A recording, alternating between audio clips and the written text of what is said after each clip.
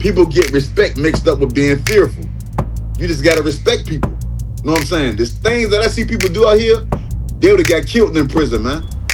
I'm talking about outright killed. Dude will wait till you get on that phone or get to that shower and lay on you. You don't even know it's coming.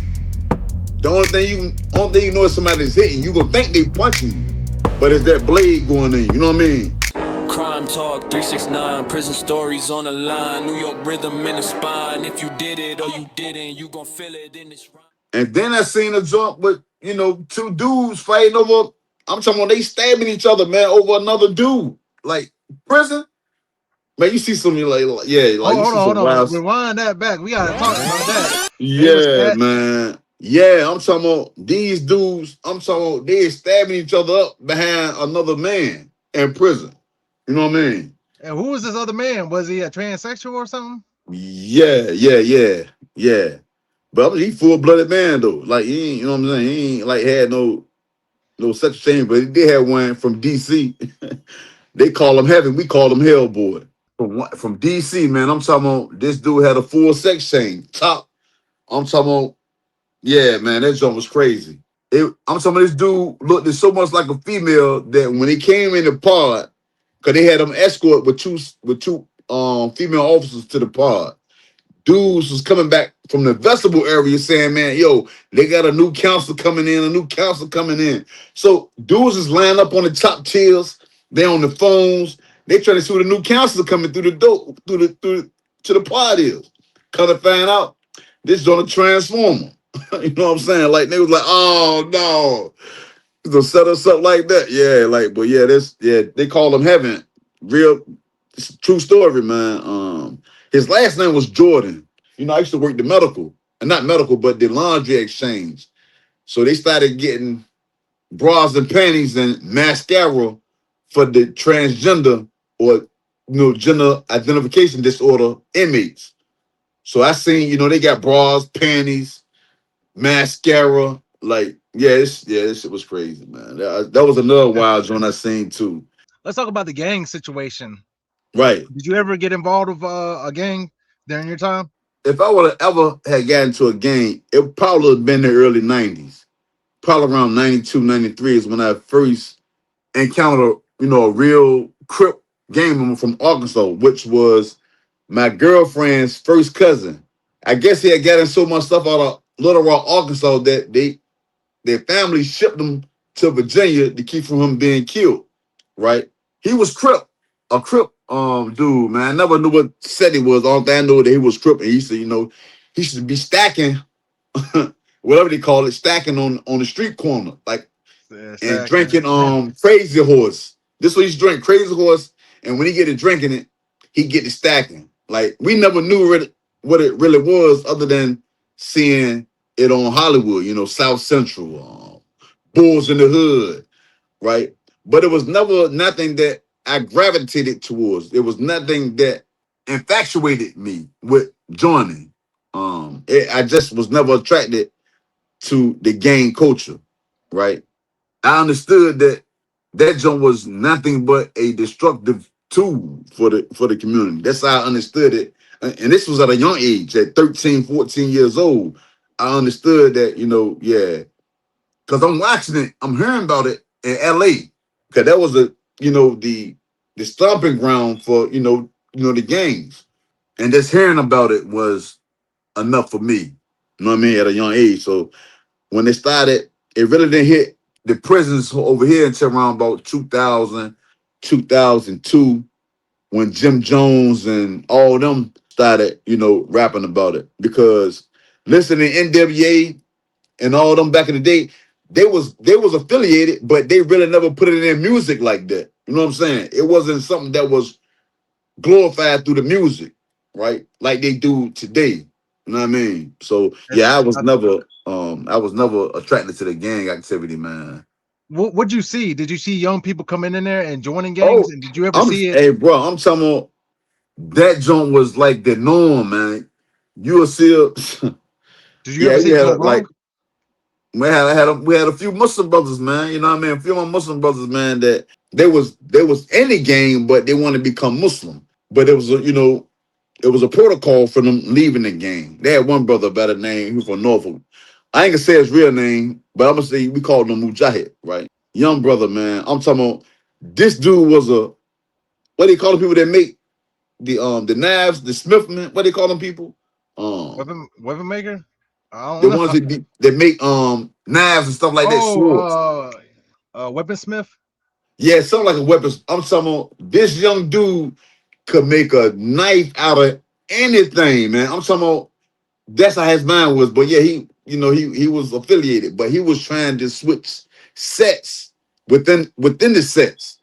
So they found out, and when they found out, they had to beat him up, get him out of there. So in the process of him trying to get out, he wanted to become Muslim. And at the time, like I said, a lot of us we really didn't know the inner workings of the gangs. So once he took his shahada, we was like, nah, y'all ain't putting your hands on a Muslim, right? So one of the elders in our community had to go talk to one of the elders in the gang, that found out how that stuff really go. So the negotiation was okay, y'all do this, but after that, that's it. I'm talking about they try to extort the brother. Oh, like nah, man. So man, that joint blew into something crazy, man. And I thank God that it didn't go the way that it was supposed to have went, man. It sounds like it was gonna start a gang war. Yeah, man, that joint. I'm talking about. I reflecting on some of the things, bro, that could have changed the trajectory of my conditional pardon. I'm talking about, man. It couldn't. I don't know what your spirituality is, but I lean towards my spirituality, and that got me through prison too, right? But it was so many instances, man, that like one incident. Yeah, I told you as I go, because I've been home for 4 years now. So when I get to talking, it just jogged my memory. I'm working in DC hallway area, the school area. There's nothing but wardens and medical personnel, school personnel, people like that work over there. So I end up getting a job over there. I'm connected to the kitchen, the staff kitchen, and all of that. So they had these two dudes. One was, blood, and the other one was from the, 5%, right? Uh, he might see he might see this, I don't know. But Black Darkness and a brother by the name of Beware. Beware was blood, right? So what they was doing was they were stashing stuff in the staff dining hall. Just so happened, one of the staff kitchen workers found it. Like he stumbled across it. I'm talking about 2 pounds of reefer, two phones, and some other stuff, some other stuff, right? So the brother took it because that's his work area. You know what I'm saying? That's the common rule. You don't put nothing in somebody's work area for them to get caught with it. So the brother, he took it. Mind you, they know I'm the only one that work on the hallway at night. I'm talking this joint could have got ugly quick. So it's this football Sunday. I'll never forget this joint. It's probably about 12:30. They done already called the outside rec. So I'm kicked back in the cell because I ain't got to go to work. Normally I go to work on the DC hallway just to get some food from the kitchen because I got access to those areas. As because I play parlay tickets too. So I'm getting my parlay tickets ready. I got my magic markers, my highlighters, my ink pens. I got about 10 different parlay tickets sitting in the cell. I'm trying to get my parlay joint right. Dudes come knocking at the door like, yo, Beware and Beware and Black Doctors, they want you right now. Come outside. I'm like, oh, all right. That joint go about 5 minutes. They come back to the joint. I'm talking about they is adamant about me coming outside. So I like, all right, I go to the boot car. I told you I got like a report with the COs. All the fences are locked, the gates are locked though. So I go to the booth. I tell I forget who the officer was. I said, yo, let me outside. Y'all going to the rec yard. She let me out. So I get out. I'm talking about it's probably about 15, 20 bloods in the corner. And I'm looking like, I'm like, what the fuck going on? I get to the corner like, yeah, somebody gonna pay me I don't care who it is, somebody gonna pay me so I'm like, first of all, I don't know what you're talking about. You know what I mean? So like, no, you know what I'm talking about, nigga. I'm talking about, that joint that's got out of control, blew out of proportion to Black Darkness from the 5%. He stepped in and see a lot of dudes knew my character. I went into that. I ain't taking nobody's stuff. You know what I mean? I ain't got access to that area like that. But anyway, Black Darkness, she calmed everything down, explained to him like, man, That's Uhuru, man. That man Muslim, man. He ain't, you know what I'm saying? He ain't got them men taking your stuff. Like, well, no, somebody gonna pay me for my and all that. So finally, the brother who took it, he got whiff of the incident outside and went to him like, yeah, in order for you to get this back, I need half of this. I'm talking about this individual, he was about his work. He ain't, you know what I'm saying? He ain't no one of them type dudes that you can push over. He gonna put in that work. And every time that there's someone to match their intensity, oh, they pipe that stuff down. And I'm talking about, yeah, this dude, I ain't even gonna say his name, right? But this brother, man, yeah, when I told him, that's the negotiation. Ain't no other negotiation because I had the business stashing it over there. He took it. And he's But saying this to like 15 Bloods. absolutely, like, bro, I'm talking about they only become a threat and dangerous in numbers. But when they like 2, 3 in the pot, you don't hear them. They cooling, they chilling. But when they started like getting little numbers in the pot, they started, trying to exert their dominance It happens every until they time. until they meet some brute force. And when they meet brute force, that's when the negotiations start. Like, yeah, we need to negotiate this thing, man. And But now, was this yeah, guy, was he big? Was he like, was he nah, he huge? probably the brother probably about 5'11", probably about 240, but he's solid. What kind of celebrity would you compare him to, just so somebody can picture him in his head? I would say Yella out of Chicago, but he ain't, you know what I mean? You said yellow. You talking about tattoos and stuff? Yeah, yeah. A little bit. He put me in the mind of him a little bit. You know what I mean? But the brother pretty solid. And he had a reputation in prison. Sometimes your reputation precedes you. You know what I mean? So that was one of them situations where, they had negotiated some And did terms. they do it? Absolutely they did it. Absolutely. I'm talking about he from Newport News, Virginia. This brother I'm talking about he from Newport News. When Newport News, when they go to war, I'm talking about if they get beefing with dudes, yeah, the whole Newport News going. the whole they going in. Hampton, all them connected. Yeah, so I guess they ain't want them problems. So I got a question that I ask everybody that I do interview with. How important is respect in prison? Man, respect is everything in prison. Respect is everything, man. And that was one of the key ingredients to me maintaining throughout prison. People get respect mixed up with being fearful. You just gotta respect people. You know what I'm saying? There's things that I see people do out here, they would have got killed in prison, man. I'm talking about outright killed. Dude will wait till you get on that phone or get to that shower and lay on you. You don't even know it's coming. The only thing you know is somebody's hitting you. Gonna think they punching you, but it's that blade going in. You know what I mean? And when you realize what he's doing, that's when all the fear come in. You gonna get to screaming and hollering and trying to get some help. I'm talking about. I done seen that happen on numerous occasions. Dude don't know what's going on. He's sitting at You the see table that playing. blood. He playing tabletops. I'm talking about dude that's coming hit them all in the back of the neck. Pop, pop, pop, pop, pop, pop, pop. He don't know what's going on. But when he found out what's going on, yeah, all panic kick in. You screaming, you hollering, you running, trying to get out the pod. You know what I mean? That jump, man. Yeah, yeah. Anybody watching this, yeah, if you just so happen to decide you want to forfeit your freedom and go sit up in that prison, yeah, just know that when you disrespect somebody, depending on who you disrespect too, though, yeah, you just you better be on your P's and Q's because it's Yeah. coming. It's crazy what dudes do for some trinkets in prison. I'm talking about $15 to get you killed for a dude that ain't getting no money from the streets. He ain't got no family support. 15, $20 a conversation. He sell it. Yeah, he gonna bust in your head for this dude or stab you. You know what I mean? Yeah, that joint is crazy, man. They had a dude, man. This dude we call him B-More. He from Maryland. He from Baltimore, Maryland. We call him B-More. Black bald head dude, right? On King Mountain Correctional Facility. He ain't chased nothing but pail riders. The white dudes that was funny style. That's all he wanted.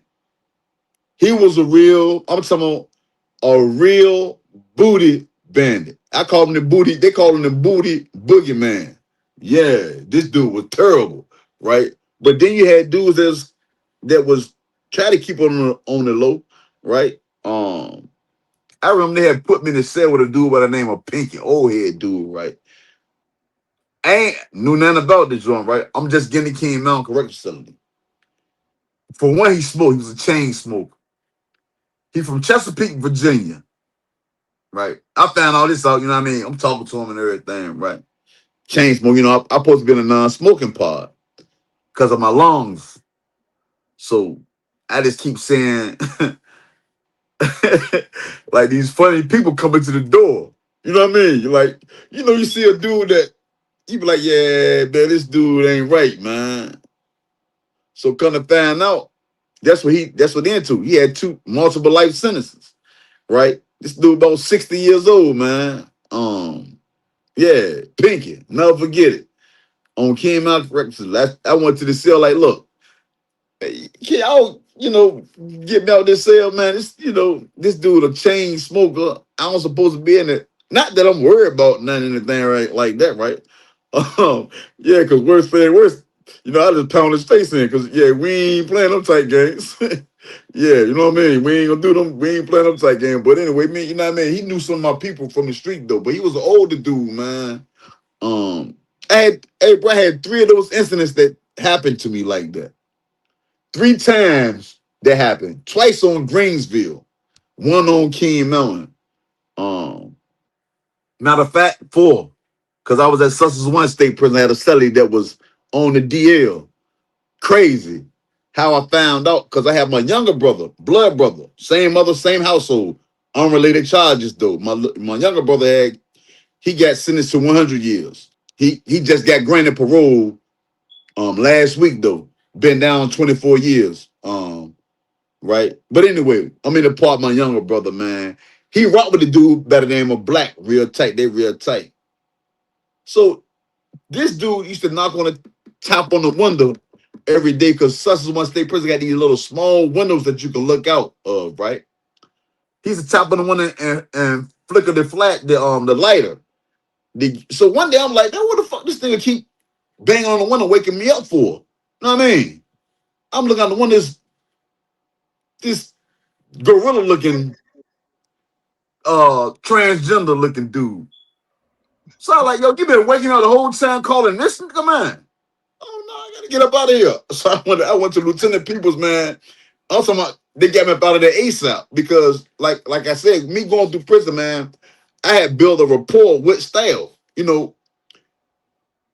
Like I said, I understood early on that in order for me to survive through prison, man, not only respect the prison environment, but law enforcement. I mean, the correctional staff, the authority. And that's how I managed to, escape through prison like that, man. Keeping my morals and my principles intact, right? And what I mean? I only been in two fights. My 25 years of being incarcerated, two fights. One with my cellie, and then when I got jumped. I had built a rapport, not only with staff, but and dudes inside the prison. They knew I won't with that dry snitching type shit. Like, it's done been lieutenants, man, that ask me, man, what's going on in the pod? Like, Lieutenant, I can't tell you what's going on in the pod. And by me just saying it alone, they respected me. They respected me for me just saying that alone. Like, man, I can't tell. That's our job. I can't tell you what's going on in the pod. You know what I mean? But yeah, man, but I enjoy having like that type of report, but it prepared me for coming back out here in society because when you don't have no type of structure, no moral structure, no type of discipline, no type of self-awareness and things of that nature, man, you ain't gonna survive out here in society with that type of mentality. Like you hate police and no, man. I'd have been pulled over 4 times by law enforcement. A lot of you not. Since I've been home in my 4 years, right? Just got pulled over last week. He pulled over because I'm driving the truck. The truck in the wrong lane, going too slow. Pulled me over. And I keep seeing all of these incidents where these police encounters go bad. It can't be law enforcement. It got to be the individual, man. And 9 times out of 10 is the individual. right? On neither one of these 4 times of me encountering law enforcement, it was never an aggressive moment. And I was always in the wrong though. But it was never one of those moments that, why you pull me over? You ain't got no right to pull me over. And I be hearing people say this a whole lot. Like, man, you got to know your rights. Yeah, I know my rights, but this ain't a moment for you to express that you know your rights. You know what I mean? So, yeah. Did you ever see somebody playing with that Glock Dookie? Oh, the feces. Yeah. Oh, man, I'm talking about, bro. I'm talking about when I went to Wallace Red State Prison, bro, that's when I found out dudes was really got some, mental health is a real thing in prison, bro. I go to I go to Wallace Ridge State Prison. This is a supermax prison again. It's in the Western region. It's predominantly ran by white people. They sent me there for some religious affiliation. I was affiliated with the Nation of Islam religious group. I get that they put me in a hole. I'm in a hole for 2 months. I'm talking about, bro, I don't know nothing about none of this stuff. So I'm in a hole. Segregation. When they come get you for segregation, they got to shake your cell down. Make sure you know what I mean, check your cell down. So I stopped going outside. But when I first went outside, man, I seen dudes used to put feces and urine in the freaking lotion bottles, bro, and sneak it outside. Whoever they got beef with, they be spreading on each other, man. I'm like, oh hell no, man, come on out here, man. Hell no, man. I gotta smell this shit in the summer heat. Nah, man. I'm talking. And I seen dudes smear it all on them in the cells, all on the wall, smear it all on them. You know what I mean? I'm like, oh yeah, man. Like that mental health stuff in prison, that stuff is real, bro. It is, man. Prison's a whole different world. You know, it will do something to you sitting in that cell for all them years. It will make something snap in there. Absolutely. This zone was so crazy, right? It had a brother by the name of he couldn't speak English real good from Cuba. That's why he used to call him Cuba. He right next door to me. He used to call me brother minister. That was he really couldn't. You know what I mean? His English was kind of like jacked up, but he was the barber in the hole. They were so bad on Wallace Red State Prison. Normally, when you get an emergency grievance, request form, informal complaint, regular grievance, you just get it from the booth. They had it so you had to get it from an officer that make his rounds at night, and you got a request for it. Never heard of this policy. Right. So what I used to do, I used to get these common fare trays, which is my religious diet tray. I used to have to sell him my Salisbury steak patty and my chicken trays because Q would be up all night just to get me in formal complaint because I filed a 1983 form because they due to religious under the religious land use and persons act. I filed a lawsuit under that for them, transferring to my religious discrimination. But they ended up transferring me back to King Mountain. But that was another incident that I remember, man, having to go through while being in the hole on Wallace Red State Prison. The fight, because I ain't had no real, like, my family, they gave me emotional support, but as far as calling up to the institution, trying to find out what's going on, yeah, I ain't had that type of support. But financial support, emotional support, it was there. But most stuff that I did, man, it came from me just buckling down, reading the ILPs, DOPs, policies of the prisons. You know what I mean? That's how I was able to, to get my conditional pardon the way that I did. In this moment right here, you got a chance to talk to some young people probably doing the same thing you were doing when you were younger. Before they get a chance to go to prison, what would you say to them? Man, don't let your best thinking get you an 8x12 prison cell. And when I say eight, don't let your best thinking, because most of us, when we out there doing our crimes and we thinking that we're gonna get away, we think in our head that this is the smartest way of doing this crime and getting away. Not knowing that it's the dumbest idea, right? So if you have the intentions on committing some crime, just prepare yourself for where you're gonna go. Because once them door close, it's over.